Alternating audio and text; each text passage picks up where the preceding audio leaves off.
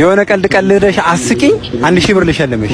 ኧረ እኔ ቀልድ አልችልም እንዴ 1000 ብር ልሸልምሽ እኮ ነው። ለኔ ቀልድ አልችልም። እሺ ምን ልጠይቅሽ?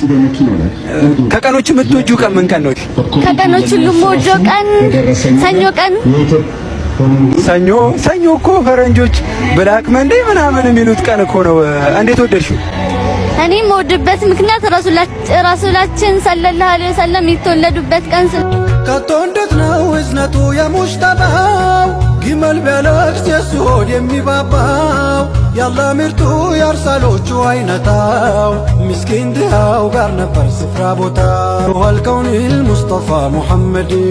እሺ ባለፈው የሰራሽው ቪዲዮ በጣም ብዙዎች ወደውሻል እና ደግሞ አፈላልገህ አግኛት ብሎኝ ነው አፈላልጌ ነው ያገኘሁሽ። በጣም እስቲ ራስሽን አስተዋውቂ። ኢልሃም መስፍን እባላለሁ። የምኖረው ደሴ ነው።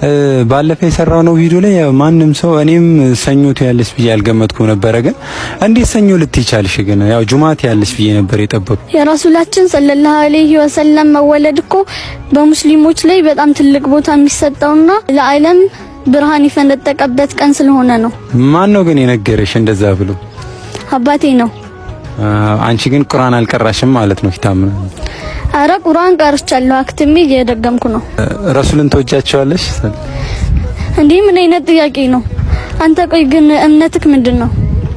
ያው እኔማስ ሙስሊም ነኝ። ታደስ ሳር ቅጠሉ ዛፍ እንስሳት አራዊቱ ሙስሊም የሆነው ሙስሊም ያልሆነው እንደሚያፈቅራቸው ዘነጋህ ብዬ ነው።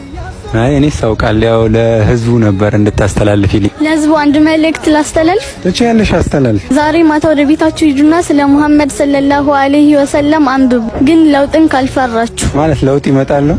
አዎ ክፍት በሆነ አእምሮና ልብ ስለ ሙሐመድ ካነበብክ የዛኔ በእናንተ ህይወት ውስጥ ለውጥ ይመጣል። ማለት ምን አይነት ለውጥ ይመጣል?